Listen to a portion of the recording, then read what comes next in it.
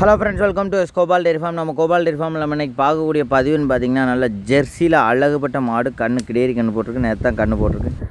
மாட்டோட கறவன்னு பார்த்திங்கன்னா ஒரு நேரம் ஒரு 10-20 லிட்டர் ஷேராக ஒரு கேரண்டியாக ஒரு 18 லிட்டர் பால் கேரண்டியாக எதிர்பார்க்கலாம். நல்ல மேய்ச்சல் முறையில் உள்ள அந்த மாடு. அதேமாதிரி நல்ல ஒரு ரெட்டின் ஜெர்சியில் பால் எசனா ஃபேட்டு கண்டா நல்லா அருமையாக இருக்க மாதிரி ஜெர்சி மாட்டில் எடுக்கணும்னு நினைக்கிறவங்க கண்டிப்பாக இந்த மாட்டை தேர்ந்தெடுக்கலாம்.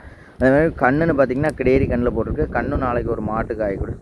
நல்லா மாட்டையை மாதிரி நல்ல ஜெர்சியில் பெண்கன்று போட்டிருக்கு. மாட்டோட கறவன்னு பார்த்திங்கன்னா அந்த இதில் ஒரு 10-18 லிட்டர் எந்த காரணத்தை கொண்டும் குறைவு இருக்காது. நல்ல மெயின்டெனன்ஸ் இருந்தால் கூடுதலாகவே கறக்கக்கூடிய பசு மாடு. பார்த்திங்கன்னா நல்ல ரோஸ் காம்பில் நல்ல வெள்ளை கொம்பில் அமைஞ்சிருக்கு. இந்த மாதிரி நல்லா மேய்ச்சல் முறையில் வளர்ந்த மாடு. ஜெர்சி மாட்டை பொறுத்த வரைக்கும் 100% எந்த கிளைமேட்டுக்குனாலும் கேரண்டி சொல்லி கொடுக்கலாம். மாடு இருக்கக்கூடிய இடம்னு பார்த்திங்கன்னா தென்காசி டிஸ்ட்ரிக்ட் சுரண்டையிலேருந்து 1 கிலோமீட்டர் அவுட் ரெட்டைகுளத்தில் நம்ம கோபால் டெய்ரி ஃபார்மில் தான் அமைஞ்சிருக்கு.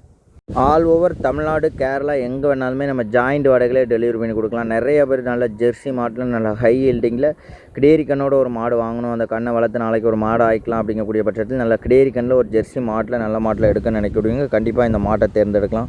மாடுன்னு பார்த்திங்கன்னா கேரண்டியாக ஒரு 18 லிட்டர் பால் கேரண்டி சொல்லி கொடுக்கலாம். அது மாதிரி பாலோட ஃபேட் எஸ்என்எஃப் கண்டென்ட் நல்லா அருமையாகவே இருக்கும்.